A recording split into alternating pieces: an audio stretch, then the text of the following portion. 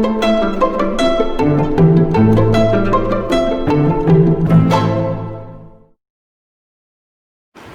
Am starting with meaning of monitoring. Monitoring क्या होता है वो समझेंगे, और ये समझेंगे फिर बाद में कि मॉनिटरिंग के मेथड्स कौन से होते हैं। फिर हम उसको इवैल्यूएशन से कंपेयर करेंगे और इवैल्यूएशन समझेंगे।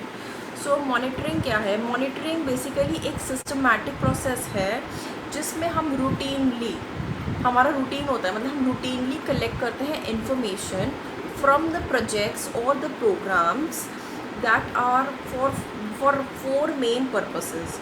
सो मॉनिटरिंग एक रूटीनली कलेक्शन कर रहे हैं हम इंफॉर्मेशन का, कि हमें करनी है इंफॉर्मेशन कलेक्ट कर रहे हैं प्रोजेक्ट से या फिर कोई भी प्रोग्राम जो चल रहा है उसमें से हमने इंफॉर्मेशन कलेक्ट करनी है।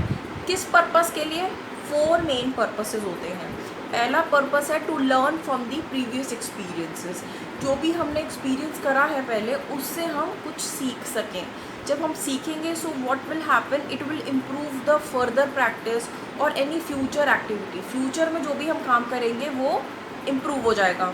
Secondly, to have internal and external accountability of resources used and the results obtained. So second चीज़ क्या आ जाती है मॉनिटरिंग से? हमारे पास अकाउंटेबिलिटी आती है कि जो भी हमने रिसोर्सेज यूज़ करे हैं प्लस जो भी हमें रिजल्ट्स मिल रहे हैं उसमें हमें अकाउंटेबिलिटी हमें मिल जाती है थ्रू मॉनिटरिंग के सिस्टमैटिक कलेक्शन ऑफ इंफॉर्मेशन से। थर्ड चीज़ हमें मिलती है that is we are able to take informed decisions. हम एक प्रॉपर एक स्ट्रैटेजिक डिसीजन ले पाते हैं आफ्टर मॉनिटरिंग के इंफॉर्मेशन कलेक्शन के बाद से, या फिर उसको रिव्यू करके हम एक बेटर डिसीजन ले पाते हैं। तो इसके लिए भी हम मॉनिटरिंग करते हैं। And lastly, to promote the empowerment of the beneficiaries of the initiative. So जो भी इनिशिएटिव का मतलब है यहाँ पे प्रोजेक्ट या फिर प्रोग्राम जो भी रन कर रहा है, उसमें जो जितने भी बेनिफिशरीज हैं जो उस प्रोजेक्ट से जो जिनको बेनिफिट होगा, एम्प्लॉई, स्टेक होल्डर्स, जो भी XYZ बेनिफिशरीज होंगे जो उस प्रोजेक्ट के, उनको एम्पावर भी करता है मॉनिटरिंग का प्रोसेस। सो इसीलिए हम मॉनिटरिंग करते हैं। Revising that is monitoring is a systematic and routinely मतलब बारी बारी होता है, पीरियोडिकली होता है, रूटीनली कलेक्शन ऑफ इंफॉर्मेशन। और ये इंफॉर्मेशन हम कहाँ से कलेक्ट कर रहे हैं? Projects and the programmes. किस लिए कलेक्ट कर रहे हैं? फॉर 4 मेन पर्पसेस जो कि मैंने आपको भी बता दिए। Now monitoring is periodically recurring activity, मतलब हर पीरियड में अकर होती रहती है, थोड़ी थोड़ी देर में ये बारी बारी अकर होती रहती है। और ये स्टार्ट हो जाती है प्लानिंग फेज से ही। It begins with the planning phase. So planning phase किसी भी प्रोजेक्ट या प्रोग्राम का फर्स्ट फेज होता है। सो वहाँ से हम अपना मॉनिटरिंग करना स्टार्ट कर देते हैं। It begins with the planning phase.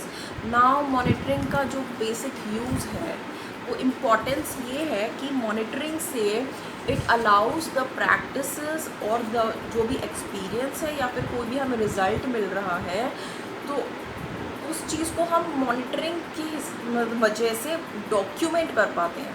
Document का मतलब है हम उसको लिख पाते हैं। We have it in return कि क्या क्या हुआ है, क्या एक्सपीरियंस रहा, क्या रिजल्ट्स मिले हमें, हम उसको डॉक्यूमेंट कर पाते हैं। अब डॉक्यूमेंटेशन से हमें क्या फ़ायदा होता है? डॉक्यूमेंटेशन से it helps us for further decision making में हेल्प हो जाता है।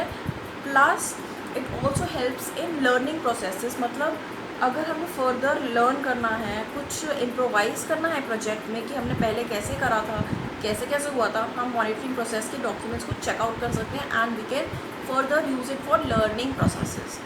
नाउ वी कैन से कि एक तरह से मॉनिटरिंग क्या हो गया?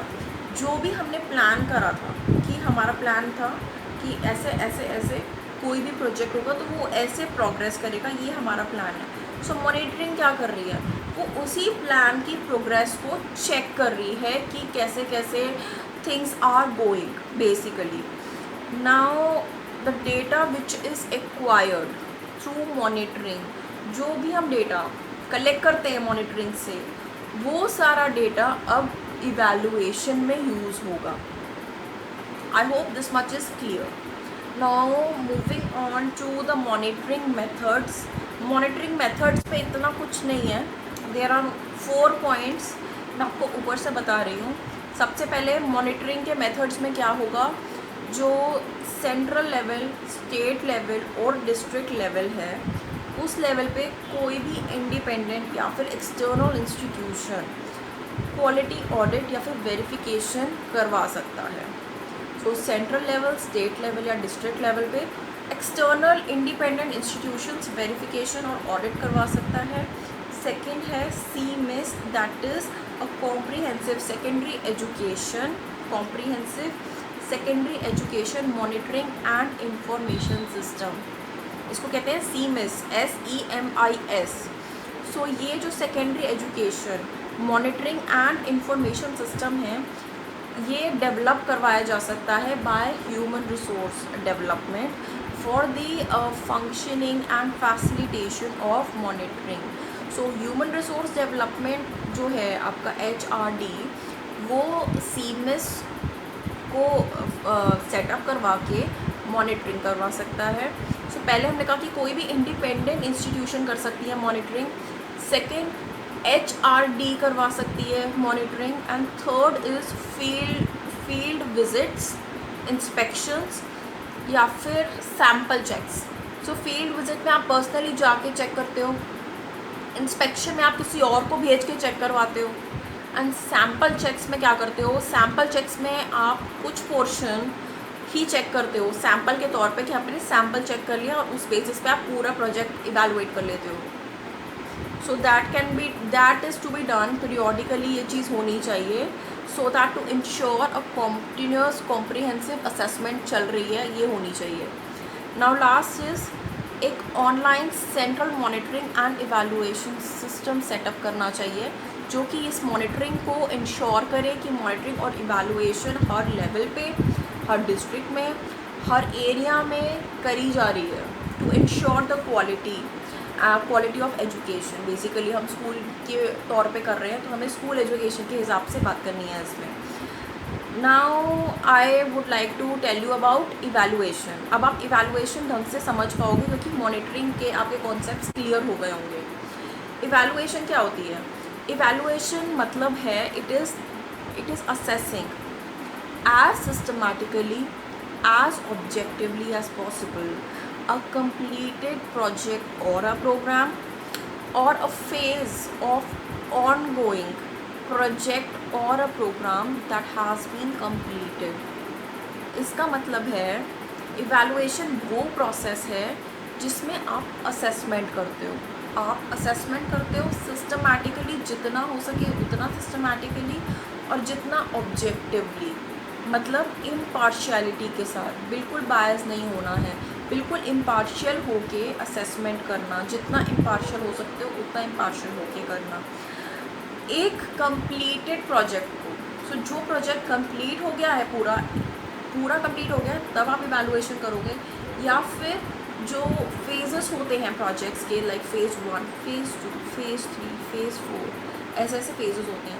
सो उसमें आप देखोगे कि कौन सा फेज़ पे चल रहा है प्रोजेक्ट, और अगर वो वाला फेज़, जैसे फेज़ 1 कंप्लीट हो गया है तो आप फेज़ 1 की इवैल्यूएशन करोगे, फेज़ 2 हो गया तो फेज़ 2 की इवैल्यूएशन करोगे। लेकिन आप प्लानिंग स्टेज में इवैल्यूएशन नहीं कर सकते, एज लाइक मॉनिटरिंग में हमने जो पढ़ा था, वो तो प्लानिंग स्टेज से हमने मॉनिटरिंग करना स्टार्ट कर दिया था।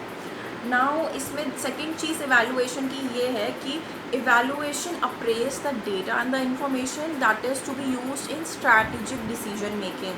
सो इवैल्यूएशन क्या करता है? जो भी डेटा होता है उसको अप्रेज करता है, इंफॉर्मेशन को अप्रेज कर देता है, जो हमें यूज़ करना होता है स्ट्रैटेजिक डिसीजन मेकिंग में, या फिर जिससे हमें अपना प्रोजेक्ट या फिर जो प्रोग्राम है वो फ्यूचर में इम्प्रोवाइज़ करना होता है, वो भी कर सकते हैं with the help of evaluation. Now evaluation जब हम करते हैं सो उससे हमें 5 एरियाज़ हैं जिसमें हमें मेन कंक्लूजन्स मिल जाते हैं, जिससे हमें बहुत हेल्प होती है इन द प्रोजेक्ट या फिर प्रोग्राम में। वो 5 एरियाज़ आपको ऐसे याद रखने होंगे, REES, दैट इज़ REEIS, मैं लिख दूँगी स्क्रीन पे। इसका मतलब है R for relevance, E for effectiveness, E for efficiency, then is करना है आपको, I फॉर इम्पैक्ट हो जाएगा और S फॉर सस्टेनेबिलिटी आ जाएगा। सो आप इसको, ये 5 एरियाज़ हैं जिस पे हमें इवैल्यूएशन मेजर कंक्लूजन्स दे देती है। हमें पता चल जाता है कोई भी प्रोजेक्ट है वो कितना रेलेवेंट है, वो कितना इफ़ेक्टिव होगा, वो कितना एफिशिएंट होगा, क्या प्रोजेक्ट पे का कोई इम्पैक्ट है कि नहीं है, क्या प्रोजेक्ट सस्टेनेबल है कि नहीं है। सो इन एरियाज़ में हमें इवैल्यूएशन एक क्लियर पिक्चर दे देता है। Now comparing between evaluation and monitoring, अगर कंपेयर करेंगे तो 2-3 चीज़ें हैं जो कि पहले हमें समझनी होंगी, then we can distinguish between them. First thing कि जो भी मॉनिटरिंग से हमें डेटा मिलता है वो एक बेसिस की तरह यूज़ होता है इवैल्यूएशन प्रोसेस में। Second thing we have to remember that information के बाद मॉनिटरिंग जो है वो इवैल्यूएशन के लिए एक बहुत इम्पॉर्टेंट प्रोसेस है। So it is an integral process और it is basically and it is integral to the entire evaluation process. Monitoring के बिना इवैल्यूएशन नहीं हो पाएगी possible. And third thing that we should remember that is कि जो भी हमें मॉनिटरिंग प्रोसेस में जो भी हम इंफॉर्मेशन ले रहे हैं, जो भी हमें इंफॉर्मेशन यूज़ कर रहे हैं, उससे हमें मॉनिटरिंग की इंफॉर्मेशन से हमें इवैल्यूएशन में बेटर डिसीजन मेकिंग हम कर पाते हैं। और उसी मॉनिटरिंग के डेटा को देखकर हम अब फ्यूचर में एक ऐसा डिसीजन ले पाएंगे, जिससे सपोज़ हमें एक प्रोग्राम में कोई चेंज लाना है, हमें कुछ चेंजेस लेकर आने हैं कि हमने पहले ऐसे करा था तो the result was not that good, तो हम वो मॉनिटरिंग का डेटा देखकर ही कर पाएंगे। सो हम चेंज भी स्टिमुलेट कर सकते हैं by using both the processes. Now difference between करना है तो डिफरेंस बिटवीन में आएगा कि मॉनिटरिंग एक रीअकरिंग एक्टिविटी है, पीरियोडिकली रीअकरिंग हो रही है उसकी, और जो इवैल्यूएशन है वो हमेशा प्रोजेक्ट कंप्लीट होने के बाद ही होता है या कोई फेज़ कंप्लीट होने के बाद ही करा जाता है। जो मॉनिटरिंग है हमारी, अगर मैं कह रही हूँ कि वो पीरियोडिकली रीअकरिंग हो रही है तो इसका मतलब है कि वो प्लानिंग फेज़ से हम स्टार्ट कर देते हैं मॉनिटरिंग करना। फर्स्ट जैसे ही प्रोजेक्ट में स्टार्ट करा हमने मॉनिटरिंग करना स्टार्ट कर दिया, लेकिन इवैल्यूएशन में ऐसा नहीं होता, वो प्लानिंग फेज़ में नहीं होती है। Now coming back to monitoring में जो भी हम डेटा, जो भी हम डॉक्यूमेंट करते हैं, उससे हम अपनी एक्टिविटीज़ और बेसिकली जो भी हम अब जिस हिसाब से हम काम कर रहे हैं वो एक्टिविटीज़ हम उसको इम्प्रोवाइज़ करते हैं। कोई हम बड़ा स्ट्रैटेजिक डिसीजन नहीं लेते हैं, लेकिन evaluation it's helps to stimulate, हम बड़े चेंजेस कर सकते हैं, हम फ्यूचर के प्रोग्राम्स पॉलिसीज़ चेंज कर सकते हैं with the help of evaluation. Now इसमें एक चीज़ और डाल सकते हैं कि जो हमारी इवैल्यूएशन है वो हमें एक डीपर एनालिसिस करवाती है, एक हमें डीपर एनालिसिस होता है प्रोजेक्ट का कि वो कैसे कैसे कंप्लीट हुआ, किस किस फेज से गया है। लेकिन जो मॉनिटरिंग है वो इतना डीपर चीज़ें नहीं बताती है, वो हमें बस इतना बताती है कि जो भी हमारा प्लान है वो उसका प्रोग्रेस कैसा चल रहा है, बस that is it. So that is the comparison between the two terms. इसके अलावा अगर आपको क्वेश्चन आएगा तो वो ये आएगा कि मॉनिटरिंग और evaluation at various levels of schools. ना इसमें ज़्यादा कुछ नहीं है, मैं आपको स्कूल लेवल मॉनिटरिंग का करवा रही हूँ। इवैल्यूएशन का भी सिमिलर है, आप इजीली रीड आउट करके कर सकते हो। Monitoring at various school level में आपके पास 5 पॉइंट्स हैं कि वेरियस लेवल्स में मॉनिटरिंग कैसे होती है। सो फर्स्ट पॉइंट, हम छोटी ऑर्गेनाइजेशन से स्टार्ट करेंगे and then we will move to a bigger organisation. तो सबसे छोटी हम आए हैं SMDC, that is school management and development committee. और ये जो school management and development committee है ये मॉनिटर करेगी the progress of implementation of the components of the scheme at the school level. So ये SMDC ये कमेटी है जो सबसे छोटे लेवल पे होती है। बेसिकली ये प्रोग्रेस चेक करेगी कि जो भी स्कीम्स हैं वो सारे स्कीम के कंपोनेंट्स इम्प्लीमेंट हो रहे हैं कि नहीं हो रहे। इस रिगार्ड में जो भी स्कूल के हेड मास्टर्स या फिर प्रिंसिपल होंगे, they are going to present the documents ताकि वो चेकआउट कर सकें कि क्या प्रोग्रेस है या नहीं है। ये हो गया SMDC पॉइंट। सेकेंड पॉइंट पे आप आ जाओ विलेज वाले में। जब विलेज लेवल में होता है तो ग्राम सभा होता है या फिर ग्राम पंचायत होता है। सो विलेज लेवल में ग्राम सभा या ग्राम पंचायत मॉनिटर करेगी progress of implementation of components of the schemes at the school level. So ये सिमिलर है, लेकिन बस ये विलेज एरिया में हो रहा है, और इसमें ग्राम सभा जो है वो चेकआउट करेगी कि जो भी स्कीम्स हैं, जो भी गवर्नमेंट स्कीम्स बनाती है एजुकेशन के लिए, क्या वो कैसे इम्प्लीमेंट हो रही हैं कि नहीं हो रही, और उस स्कीम के कितने कंपोनेंट्स इम्प्लीमेंट हो चुके हैं, कितना प्रोग्रेस हो गया है कि नहीं हुआ है। So for that regard the headmaster और the principal again gonna show up the documents regarding the schemes. Now third level पे आ गए, पहले स्कूल लेवल पे थे, फिर विलेज लेवल में हम ग्राम लेवल पे गए, अब थर्ड है तो डिस्ट्रिक्ट लेवल की बात करेंगे। सो डिस्ट्रिक्ट लेवल में एक डिस्ट्रिक्ट प्रोग्राम कोऑर्डिनेटर या फिर डिस्ट्रिक्ट मैनेजमेंट टीम, जिसको हम कहते हैं डिस्ट्रिक्ट पंचायत भी। सो ये डिस्ट्रिक्ट पंचायत और एक डिस्ट्रिक्ट कोऑर्डिनेटर टीम चेकआउट करेगी इम्प्लीमेंटेशन ऑफ द स्कीम की कैसे इम्प्लीमेंटेशन हो रहा है, लेकिन ये दो जगह पे चेक करेगी, एक तो स्कूल लेवल्स में भी चेक करेगी प्लस ये डिस्ट्रिक्ट लेवल पे चेक करेगी, इसका काम ये होगा। फोर्थ भी इससे ही रिलेटेड है, स्टेट लेवल पे हो जाएगा, इससे बड़ा ऑर्गेनाइजेशन स्टेट लेवल पे।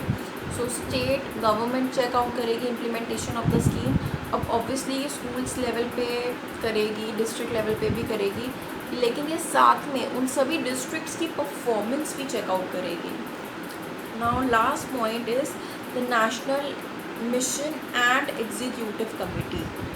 National mission and executive committee या फिर कोई प्रोजेक्ट अप्रूवल बोर्ड, ये भी चेक कर सकते हैं ओवरऑल इम्प्लीमेंटेशन हो रहा है कि नहीं हो रहा है स्कीम्स का, और हो रहा है तो कितना प्रोग्रेस या इम्प्रोवाइज हो चुका है। सिमिलर है इवैल्यूएशन एट वेरियस लेवल्स, आप इवैल्यूएशन भी कर सकते हो, सिमिलर है बिल्कुल। आप एक बार रीड आउट करना बुक में से, आपको